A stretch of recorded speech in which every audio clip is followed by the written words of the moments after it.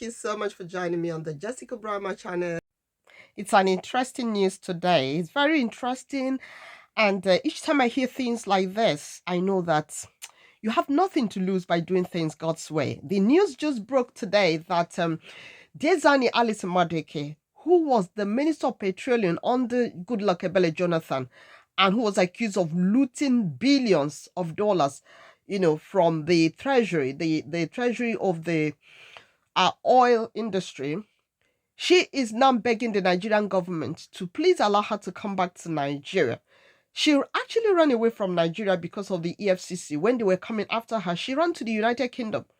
Unfortunately for her, she didn't realize that the people that gave her billions in bribe money for favors in Nigeria, who are resident in the United Kingdom, had to take her to court to expose her bribery. And when she now realized that she will probably end up in jail because here you don't, in the UK, you don't bribe any judge. She realized they had a case against her.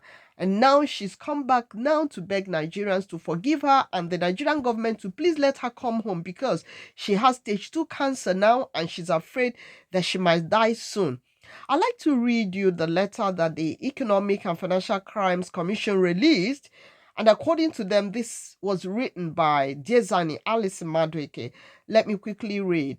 Quote, I am a born-again Christian and currently suffering from second stage cancer, which my United Kingdom's physician advised me to continue taking medication for the rest of my life.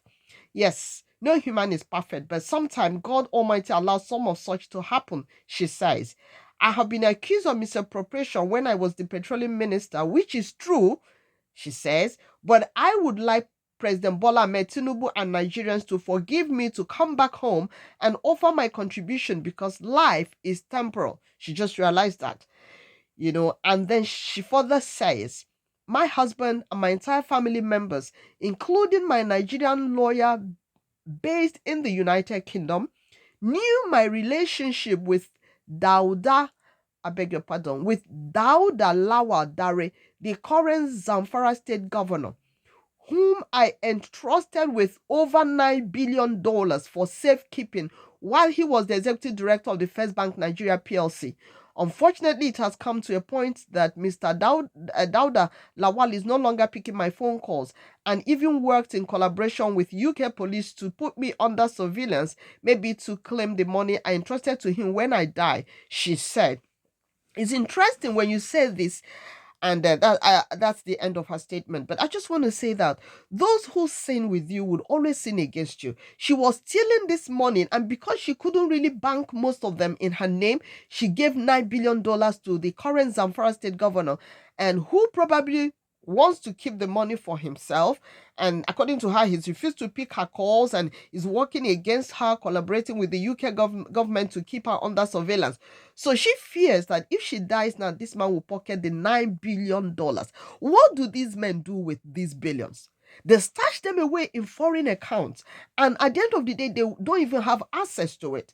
This is just $9 billion Alison gave to this man. What about the other billions she stashed away in different banks, Switzerland and all sorts of places, And the loot is so much. $9 billion, not 9 million, not 9 billion naira. Can you imagine the good hospitals would have been able to have in Nigeria from these billions? The good schools our children would have been able to go to free of charge. The salaries would have been able to pay. Can you imagine that if not for the looting of our billions, Nigerians would have just had enough to eat daily, enough to eat and be happy. Yet these few rogues are just looting the nation's treasury. Look at what she's saying now. She's realizing that life is temporal. Madam, when did you realize that life is temporal? I wish you got born again while you were minister. You would have helped the nation a lot. You would have saved us money. You have helped people. All these killings and insecurity, lawlessness, blood flowing on the streets of Nigeria because of the desperation of the youths. All these things wouldn't have happened. You would have helped because you were sitting upon the economic power of the nation, the oil industry. That's the only thing that provides us with billions of dollars. Yet you pocketed most of them, and you're now saying because your partner in crime, Dauda Lawal, is refusing to pick your call. So what you want to do, what she obviously wants to do now is she wants to come back to Nigeria. She wants to cooperate with the government so that she can return some of the looted funds, and then the government will probably, grant her amnesty. She wouldn't have to go to jail. That's what she's thinking. And I'm thinking that the government will say, yeah, why not? Because what they are doing is they recover looted funds, they reloot it, they repocket the looted funds. The spokesperson of Buhari, I beg your pardon, Tinubu's spokesperson, Dauda Lawal, was saying if you were in China, should have been killed. All of them would have been killed if you were in China, not just Daisy.